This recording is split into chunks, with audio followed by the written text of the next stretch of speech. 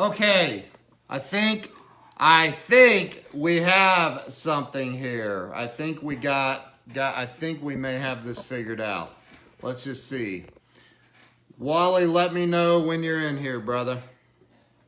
Let's give this another go. I think we got it. So, waiting on, there he is. Nope, is he in here? Yep, he's in here. Let me add you to, there he is, add. I invited Wally into the stream. Hey, Yes! that was easy. Nothing to it. Oh, dude. I'm so glad. Like, I love the tenacity though, man. You're like, I ain't giving up.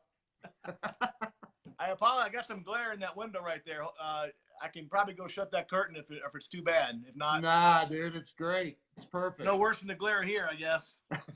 Yeah. Well, hey, I'm getting that same glare going here. So hey, man. First off, let me say thank you for taking the time to be on the show. I even though we're doing it a little bit different, it's all right.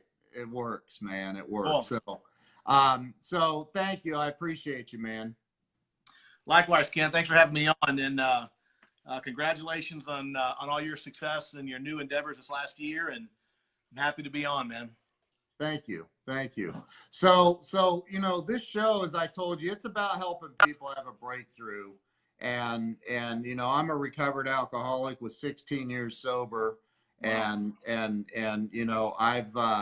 I definitely spent many years being stuck, right? Right. So with that in mind, I mean, if you wouldn't mind, just tell people like a little bit about like where you were born and raised and what it was like being a kid as Weldon Long. Yeah. Well, coming up as Weldon Long was not very much fun, really. I was a pretty mixed up kid, military. And so I was a new kid in school. Back in those days, you moved every year. I was a new kid in school. I was the youngest of 5 kids. So I was kind of a goofball and wasn't really very athletic. And, my mom was really into her religion, and her religion kind of recommended or demanded really that, I not really associate with the so-called worldly kids. And so I was pretty isolated. I was always a new kid, didn't really fit in. So grew up feeling very confused and not really knowing who I was. And after 9th grade, I quit high school. Didn't really have any friends, didn't have any connection, and kind of set out on my journey to build my life with a 9th grade education. And didn't work out so well, no education, really no skills. Kind of knocked around for a number of years, trying to put some things together, a little bit of effort here, tried a job here, and nothing really worked out. And then when I was in my 20s, things really got out of control. We could talk a little bit about that if you want as well. Yeah, I gotta before you go too far down that hole, I gotta tell everybody on here. I've read 2 of your books. You have The Upside of Fear, I think is the first one, right? Yep. And yep. then kind of a trilogy. Here's a copy of the first book, The Upside of Fear, yeah. And that really kind of got me into writing. That really changed the course of my life, really. Well, I want to, the subtitle is very catchy. Yeah. How one man broke the cycle of prison, poverty, and addiction. And then, the next one is The Power of Consistency. And I've read both of these books, and wow, dude, we have Zig Ziglar's daughter on here. She just shared this video out. She's a good friend of mine. Wow. So I'm a big fan of Zig. If you can't close, you have skinny kids. That's right. Fact, that's right. Look what's on my desk right here. Dude, isn't that awesome? Look, right here, right behind me. Boom! Isn't that great? Great minds, dude. Great minds. Classic stuff. So but I've read both of your initial books. I know you have a third book being released. But let's talk about first. You tell the story in your books, but go ahead and kind of give the Reader's Digest version if you want. Yeah, so after I dropped out of high school, I bummed around for about 7 or 8 years. Ended up moving to Colorado. Really no education, not anything going on. And one night in 1987, in April of 1987, I was out trying to pawn a shotgun on the east side of Denver.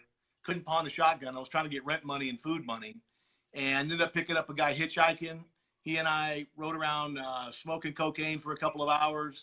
Got the bright idea to use that gun to commit a robbery. So that afternoon, that evening, we held 2 innocent men at gunpoint. We were apprehended after a bit of a slow speed chase from the police. And next thing I knew, I was in front of a judge and sentenced to prison for 10 years.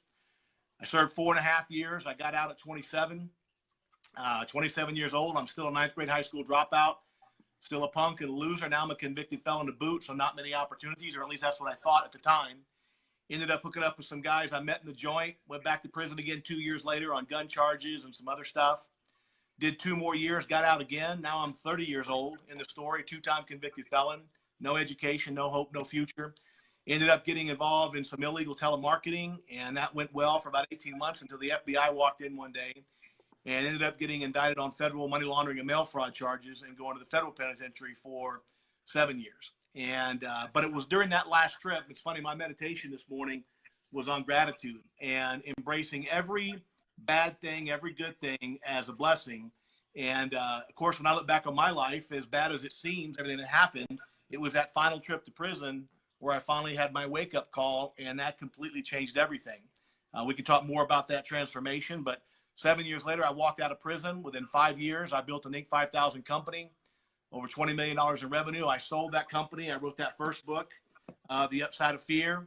And that book was Writer's Digest Best Independent Book of the year it came out. New York Book Festival Best Autobiography of the Year. And then kind of the writing and the speaking, and people wanted to know how I built a company. I was living in a homeless shelter when I first got out.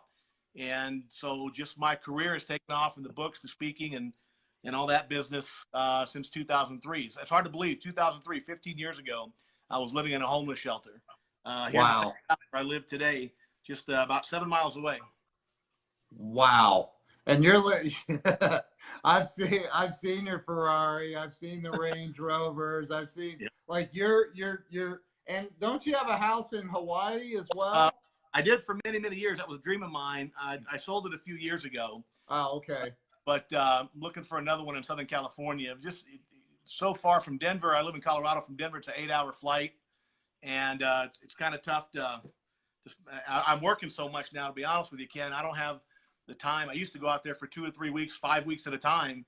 These days, I'm working so much. I'd like to get back to where I could spend 5 weeks on the beach again. Yeah. And what, like today, what does, and if, look, so you've been, and it was all self-induced, the same Absolutely. with me. Absolutely. Same with me. And but when you're in it, you kind of feel like a victim a little bit, right? It's funny because the first 2 times I went to prison before I got it, people always ask in prison, what are you in for? What are you in for? What are you in for? And I used to always say I'm in because I was uneducated and poor, and it didn't occur to me till many years later when I finally woke up that I wasn't in prison because I was poor and uneducated. I was in prison because how I tried to solve my being poor and uneducated problem. And that's what clicked for me. It's not about what happens to us. It's our decisions about those problems that ultimately determine our fate. And so I started making better decisions, and here I am, Yeah. And today work involves what? Like a lot of speaking, a lot of keynote speaking. I do a lot of training and consulting. We've developed a series of online programs. In fact, I want to give you a little text number for your viewers there to get some free videos on the new book and the mindset. They can text the word videos to 96,000.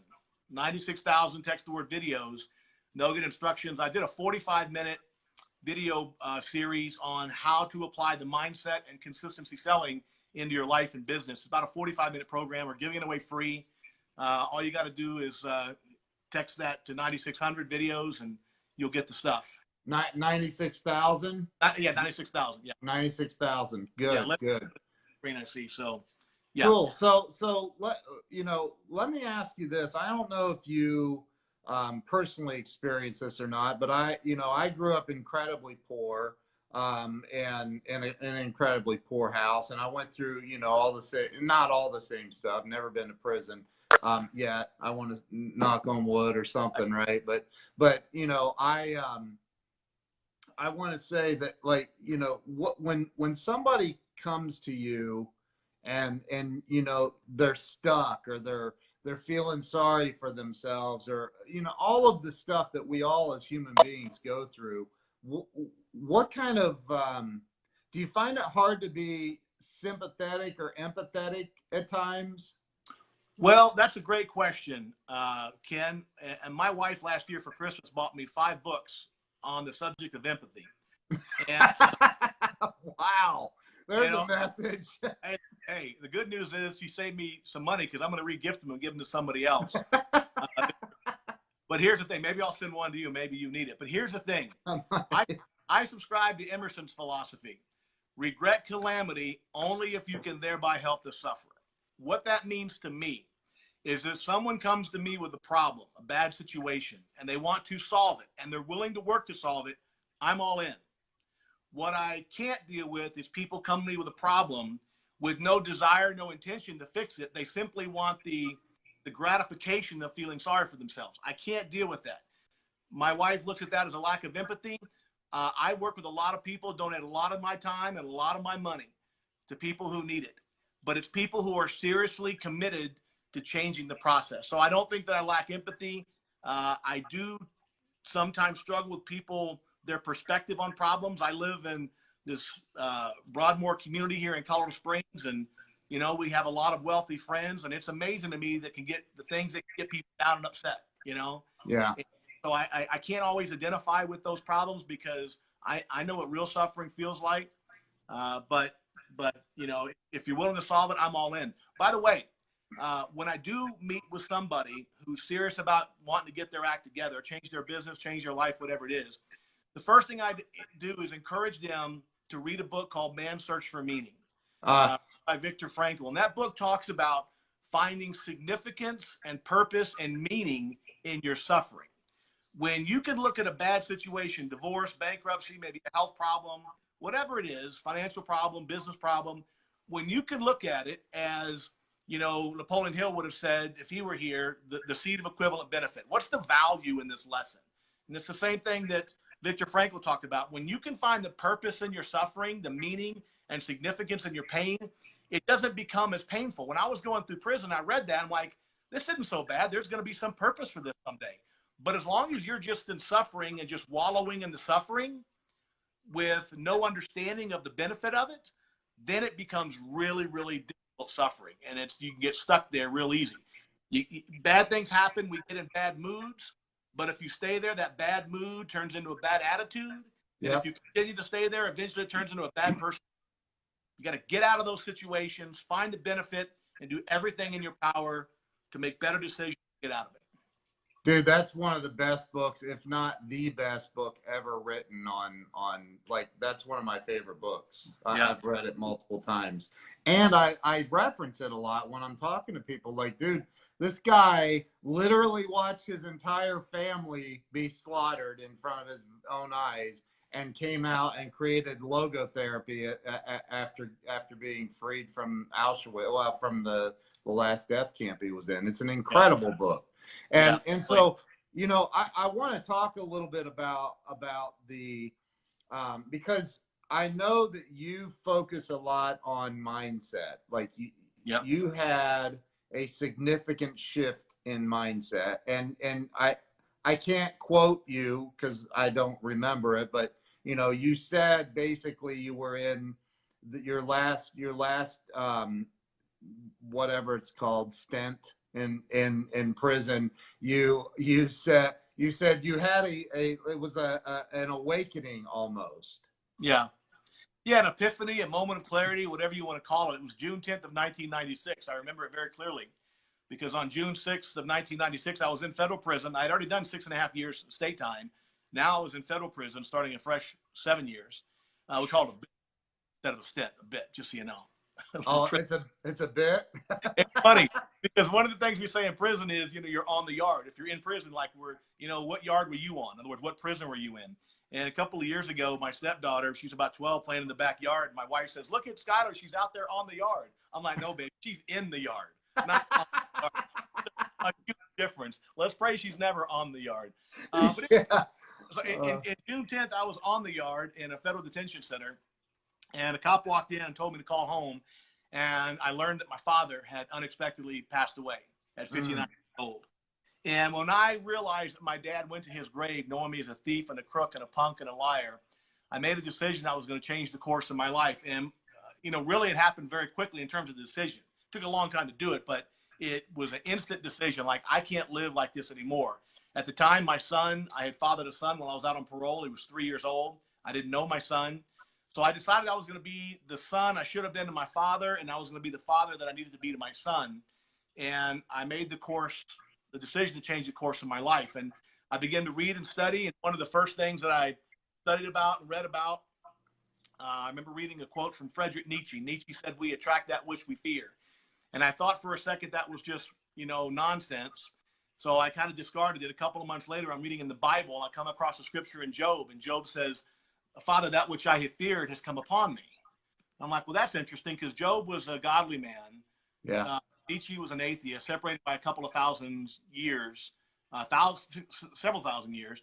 And here they are, saying the same thing. And then in another little book I was reading, we talked about Frankl's book. Frankl said that fear may come true. So I started thinking, okay, so what is going on here? All this fear stuff. So I started thinking about, what do I fear the most? Well, my greatest fears at that time, I was 32 years old. I was starting a fresh 7 years in prison. My greatest fears were dying in prison, living in prison, being broke and homeless, and never knowing my son. What had I manufactured in my life? And it occurred to me that all the chaos in here, all the insanity in here, was somehow getting out and showing up in my life. Wow. So I sat down at the little metal desk in my prison cell and decided I need to put new stuff in here. And I wrote out what a perfect life for me would look like. I'm an awesome father to my son. I'm wealthy beyond my wildest dreams. Writer, blah, down. And I stuck it to the wall of my cell with toothpaste. And every morning and every night for the next 7 years, I would read that list. I would visualize it. As Napoleon Hill said, I would imagine myself already in possession of these things. I get deeply emotionally connected to them. I didn't realize the neuroscience behind it at the time, of course, but it began to rewire the brain, right? Those new neural connectors started to grow and reshape themselves. 7 years after I walked out of the penitentiary to a homeless shelter, I was 40 years old when I got out, but I was a man on fire. I had no money. I had no clothes. I had no home, but I had the prosperity mindset. And that's the key to the kingdom right there. And so I just started from there and begin to build. So yeah, to me, it's all about the mindset. I mean, don't get me wrong. The sales process is really important too, if we're going to build a business, if we're going to be whatever we do. But without the prosperity mindset, the sales principles are just another tool that won't be used, right? We got to right mindset. We got to I think, and you bring up that's such a valid point. And I got to say this, that I grew up in this unbelievably poor household where, and I'm sure you've read T. Harv Ecker's book, The Millionaire Mindset.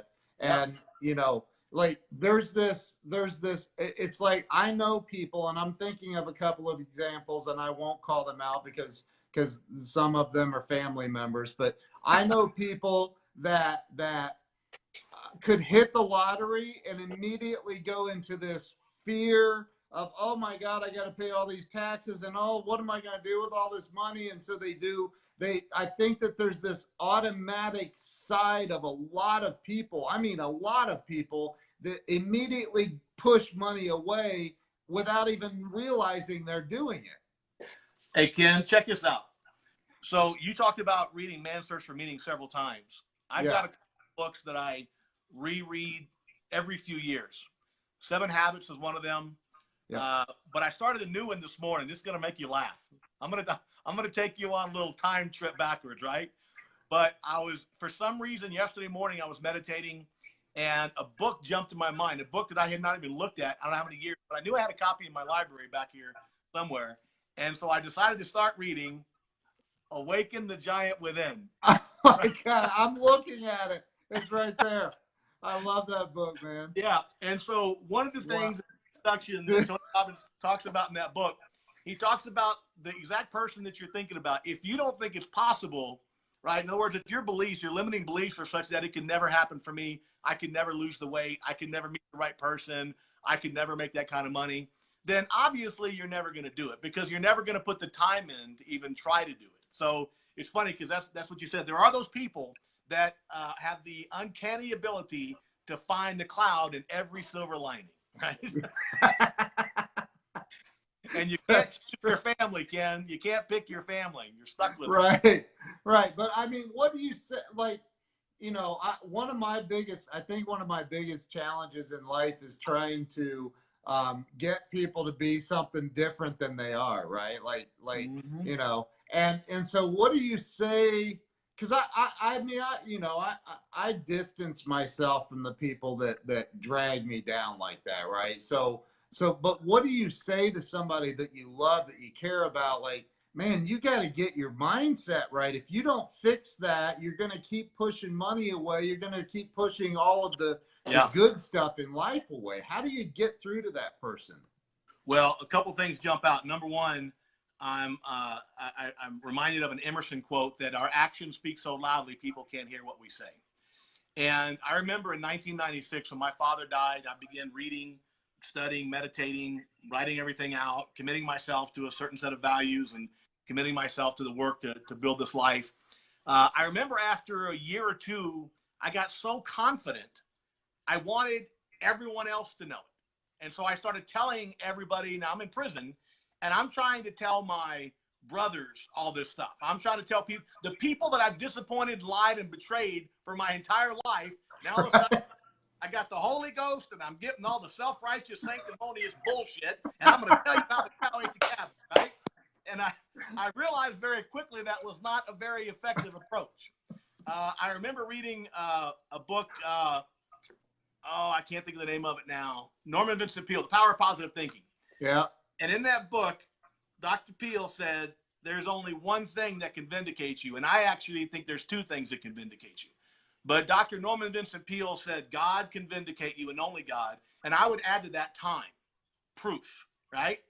So I read that during this period of my life where I'm trying to tell everybody how I figured out the secret to success. Meanwhile, I'm sitting in the penitentiary with a 9th grade education, and I'm trying to be like this, listen to me, listen to me. When I read that, I just realized I have to knuckle down and do the work. Right.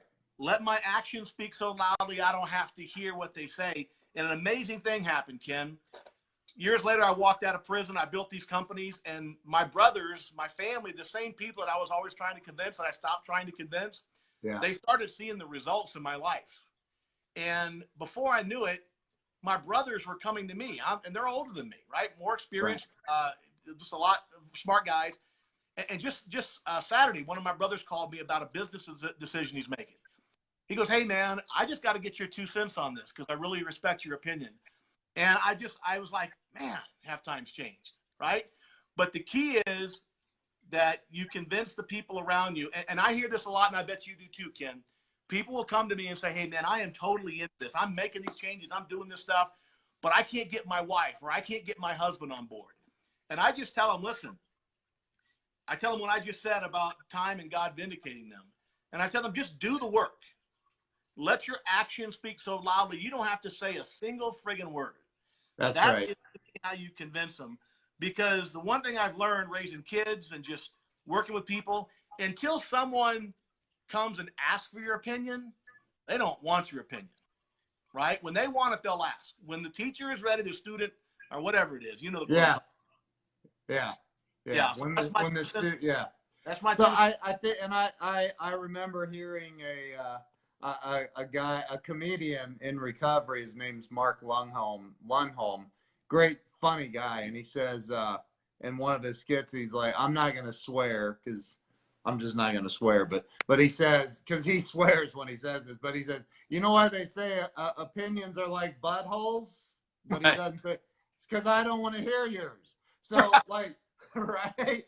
So Right. so and so, you know, one of the things though that I've personally for a long time I struggled with, and I don't anymore, but I did for a long time, is that mindset shift. And I see this. I'll put a post up about and you know, you see it too on social media or wherever, where you start talking about money, and then all of the money is the root of all evil, people like to chime in, Right. and all of that, or you know, well, I don't have that life because I'm too poor and I've always been too poor. And it's like, I don't know how sometimes to get somebody to have that shift, like you got to let go of what you were, what you've always been, to become who you're supposed to be. And that's who I know. Like, I know that's who you are. I know when you're talking, that's what you're talking about, is having that shift, right? Right. Absolutely. Absolutely. You have to, you know, it's common sense. You know, you have to believe it's possible before you even do the work. I remember when I was growing up, my dad used to always tell me, because my dad had the scarcity mentality, like a lot of people. I mean, listen, to me, most everything we know about money in this country was been affected by the Great Depression, because we're all one or two generations removed by somebody who was directly touched by that, either a grandparent or a parent. Yeah. And my grandfather grew up believing rich people were crooks. Well, I started thinking, why, you know, why? I mean, obviously he was poor. That was one reason. But stop and think about what happened in the Great Depression. There was a very small group of people that had all the money, and we had a name for them. If you can think back to your high school American history class, what was the name we had for J. Paul Getty and the Carnegies and the Rockefellers and Henry Ford? There was a name we had for them, the poor people. So we used to call them. There's a book by the same title, The Robber Barons, right? The So what? the robber barons. Okay. That was what they were known at. In other words, they were robbers. They were stealing all the resources from the rest of us. That's what the poor people Right. believed. So my grandfather learned that. So he put that in my dad's box, right? What I refer to as the box, that Yeah. rich people are crooks. And my dad taught it to me. Now think about this for a second. I grow up my whole life believing that rich people are crooks. If I see you with a nice car or something like that, I'm going to be thinking, you know, who are you screwing over to get that? And then I look back in my life now in my mid 50s, I look back to the same young man in my 20s and early 30s, and I didn't see the problem with stealing money to have money, because, hey, rich people are crooks, right? Yep. But it became a very destructive, self-fulfilling prophecy for me, that limiting belief that somehow there was something negative associated with wealth. So if I wanted to get wealth, I was going to have to be willing to suck it up and cut some corners. Well, those are the kinds of beliefs, like you said, money doesn't grow on trees. We can't afford that. All the crazy stuff we hear from our parents, which is what they were told from their parents who went through the Great Depression, right? So we have to break through of that scarcity mentality, develop an abundance mentality, and shift our thinking to have that you're talking about. You know, one of the things I teach in this book, Consistency Selling, in our online programs and in that video program I talked about earlier. By the way, just a reminder, 96,000, text 96,000 and text the word videos, and you're going to get 45 minutes of free videos. But one of the things about, let me say this, like, yeah, if anyone watching you right on this right now, if they don't know who you are, they don't know how powerful that's going to be. Like, you put out unfreaking, like, your books, dude, are sorry, I called you dude, but your books are like, the way that you write, I couldn't stop reading. I started reading the first one, and I was like, holy crap, this guy, like, the way that you write, I don't even know how to put it in words, but you express it with so much passion, it's like I couldn't stop. and I use a lot of short words too, Ken. The reason my books are so easy to read, they were written by a ninth grader. Come on, man. You're the smartest ninth grader I've ever met. My stepdaughter last night, she's 14, so she's going through the attitude years. And last night she was like a little bit sick with some nose sniffles, and she's like, I can't go to school tomorrow. She's just started ninth grade, and my wife told her, well, I told my wife, and then my wife said it, and so she knew I was involved in the decision. So she was mad at me because I said, hey, if you're sick, we're going to the doctor in the morning. If you're not sick enough to go to the doctor, we're not going to skip school for sniffles. And she says to my wife, she says, what's the big deal with me missing one day of the ninth grade? That's all the education Wally ever got. Okay? I know. That's why it's the attitude years, right? I think she thought it was going to make me bad, but I'm like, hey, I've gotten all the mileage you're going to get out of a ninth grade education. I promise you, right? Yeah, right. I got my money out of the public school system in South Louisiana. But what I say, Ken, and I appreciate the comments of the book. I love that people tell me I simplify complex topics, right? Yeah. And that's what I really want to do, is to simplify and to make it interesting to read. I use a lot of stories and examples because, you know, people enjoy reading that more. But in consistency selling, when I teach the sales process, I won't even teach the sales process until people study the mindset process. Yeah. Because they're not going to use the sales process if they don't have the sales, the mindset to be successful, to believe. Because I mean, if I'm a salesperson, and I am, and my belief is, well, I could never make $500,000 a year. I could never make 300 grand a year. Well, why the hell would I waste the time to start studying this?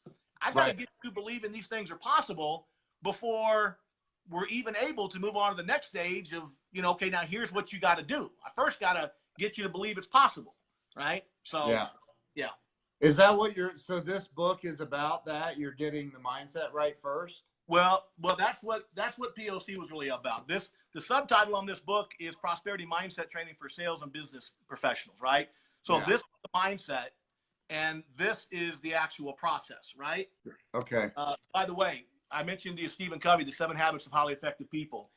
He endorsed my first 2 books before he passed away. His son, Stephen M. R. Covey, who wrote The Speed of Trust, wrote the foreword to this book. And it's the most moving, mind-boggling foreword I've read in my life. He really talked about our relationship on a personal level.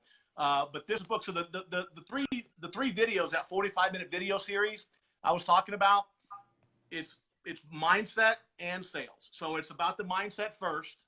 Yeah. How we change it, why we got to change it, and then I give some of the sales principles and that are in this new book, right?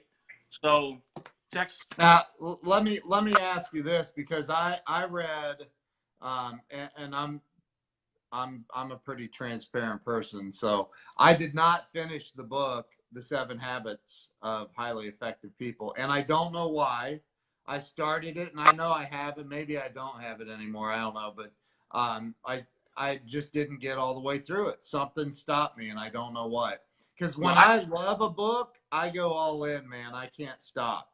Yeah. But something about it. So my question for you, maybe it was because it's too, like, the way you write your books, the first 2 that I've read are absolutely just your style just, it sucked me in. Like I couldn't stop. Are you using the same style, or is it more of a I think maybe that was a scientific approach with 7 Habits. Well, I don't know. I was going to use the word academic. The second half of that book does start getting in to a lot of academic, not academic stuff, but academic style.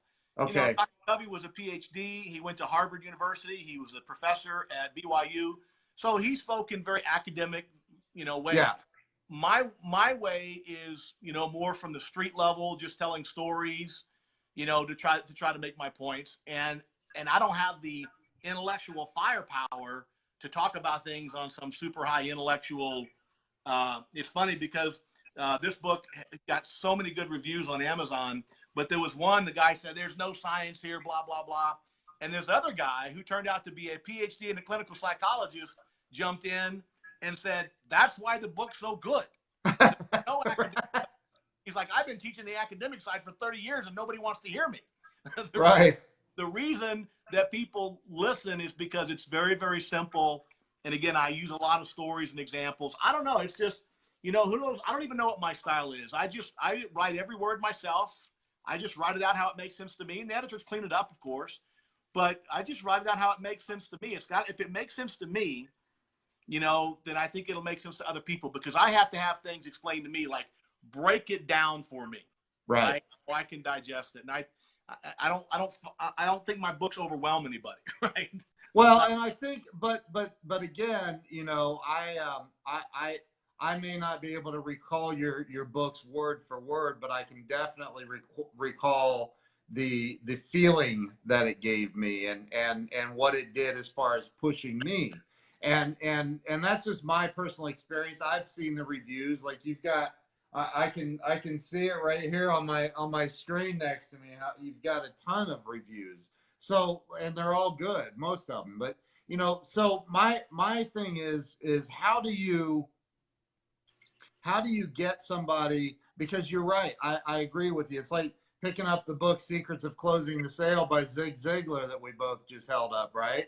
Like, Right. what if you don't know what that means? Well, you're not going to buy the book. You're not Right. going to buy the book. But this, I want people to get that you're a guy that in and out of the penitentiary system for 13 years, and you finally, it clicked. Something clicked. You dropped out in ninth grade. Something clicked though, where you're like, wait a minute, this isn't what life is. This isn't what and I'm making a huge shift. And you made that shift and built multi-million-dollar businesses. So that's what I want people to understand is getting this book, your new book especially, but the other books are good too. But let's focus on the new book. It's actually going to help them shift something in their life. Absolutely. And in the first part of the new book in Consistency Selling, I talk about the mindset too, not into the same detail that I did in the Power of Consistency. But when I thought, okay, if somebody picks up this book, and by the way, this book will be in virtually every airport bookstore in the country starting today, October, November, December. So if you're in the airport traveling, you can pick it up. It's a good read. You can read it a couple of flights. Wow. But I mean, the mindset is so important. And what I wanted to make sure is that if somebody picked up this book, but they had not read this book, I wanted them still to get a little bit of the mindset. So yeah, the mindset is so important to make sure that we're going to act on these ideas, right? So that's awesome. Mindset's crucial for sure. That's awesome. So Linda Ann Barber, by the way, like, can we talk about her for a minute? Yeah, she's the biggest pain in the ass I'm lucky to have. She is absolutely amazing, dude. She gets things done. I told her, I said, I need somebody exactly like her I mean, she's yeah. Anyway. Hey, it's all fun and games until she starts telling me what to do. Then I'm like, wait a minute. But it's like, you know, remember, have you ever heard that old story about the scorpion and the frog? You can tell it. It's a good story. Okay, so the frog's getting ready to jump across and swim across this river, and along comes the scorpion. And the scorpion tells the frog, say, hey, you mind if I jump on your back and you take me across the river with you? And the frog says, well, no, you're a scorpion. As soon as I let you on my back, you're going to stick me with your stinger and you're going to kill me. And the scorpion says, well, if I do that, we're both going to drown. And the frog thinks about it for a second, says that makes sense, so hops on. So he jumps out in the river. He's paddling across the river, gets about halfway out there. All of a sudden, the scorpion rears back, bam, drives his stinger right in the back of the frog's neck. Just as the frog is getting paralyzed, knowing they're both going to die, he says, why did you do that? Now we're both going to die. Right. And the scorpion says, I know, but I'm a scorpion. That's what I do. Right? So when Linda starts telling me what to do, like, wait a second, you can't tell me what to do. You have to delegate down, not up. She's like, I'm a scorpion. That's what I do. Dude, she's awesome. I mean, I like, she's awesome. So, you know, so this new book is like, there's no prerequisite of reading your other books. There's a lot of value in it. Yeah. I the first couple of chapters are a review of the mindset, the importance, how to work on it, that type of thing. Because I just think the mindset is so important. I didn't want people to get the sales book. I mean, 80% of this book is the sales process. Don't get me wrong. But yeah. I needed 20% of the mindset. If you really want to deep dive in the mindset, use the Power of Consistency, right? But there's an overview of it just so that people can, you know, can be able to leverage the sales content. Let me ask you a question. You've probably been asked, but I'm curious what your answer is. I mean, look, there's 7.5 billion people on this planet, and it's a tiny, tiny fraction of 1% that actually make it, become millionaire status, have a happy life, happy wife, happy kids, get it all. It's a very, very tiny percentage. And you know, I think, and I know a lot of people just are not taking the actions that they need to take. Pick up a book and read it. Like, read a book. Don't just listen to some best-selling author, i.e. you, talk about his book and not take any action, I mean, they don't take action. But what is it that keeps people there? What, in your opinion, why do people stay stuck? I mean, like, I know that if I pick up your book and I read it, or I pick up a number of these other books that we've discussed and I start reading and I actually read all the way through and finish it and reread it and study it, like, I know I can change my life, right? Yep. Why don't people do it? Well, it's I talk about this in The Power of Consistency. I call it, Ken, the conundrum of human nature. The conundrum of human nature is that very often in life we can know exactly what we want. We can know exactly what we need to do to get it, but then we don't do it. Right? In other words, I want to lose 10 pounds. I know what I want. I know what I got to do. I got to eat different and go to the gym, but I sit on the couch and eat pizza. And the reason for that is very simple. As easy as it is to do, it's always a little bit easier not to. It's not hard to go for a run. It's just easier not to. It's not hard to run a sales call the way you're supposed to. It's just easier to drop off a bid, right? So it's the path of least resistance. But if you don't, you're exactly right. If you don't defy the conundrum of human nature, in other words, if you don't overcome that, then you're going to be stuck right where you are. Will Rogers said that even if you're on the right path in life, you get run over if you just sit still, right? Yeah. You got to be taking consistent action. And that's what all three of these books, by the way, are about: consistency. And I don't mean like consistency about thinking you want something. I don't mean consistency about, wow, I really wish I could have that. I mean consistency in doing it. Yeah. All the time. I'm a big football fan. How long would you have to think about football, or how long would you have to watch football before you got really, really good at it? There's only one way to get good at football, right? And that's get in there and take action. It's the same in success, in business, in life. You can't just watch it. You can't just see it with other people. You can't just think it and want it. You have to take action. Unfortunately, the conundrum of human nature, it's easier not to. To change that, that's what this book is all about. It's about writing out exactly what you want, exactly what you need to do, engage in what I call a 15-minute quiet time ritual, where you review those things every single day, and we leverage basic psychology and neurological principles, right, of cognitive dissonance and neural pathways, and they begin to change over time, right? Yep. But you got to go through that initial, kind of forcing yourself to do it until you carve those neural pathways. But the book is about dissonance. In other words, if I tell myself every morning I eat only healthy, nutritious foods, and I visualize me being thinner, I visualize me exercising more, I visualize me eating healthy foods, and then I go out that day and eat a cheeseburger at lunch, right? I'm going to have what's called cognitive dissonance. Anxiety and dissonance is the anxiety we have when we do something that completely conflicts with something we earlier said, right? The key is to tell yourself every day in your quiet time ritual what you're going to be doing. And then if you do something that's counterintuitive to that, your body will feel anxiety. How do you get rid of the anxiety? Because the body wants to be in a state of resonance. How do you get back to resonance? You have to do the thing you said you would do. But if you never get up in the morning and think about what you're going to eat, if you never visualize yourself eating healthier foods, then you go eat the cheeseburger, and guess what happens? Nothing.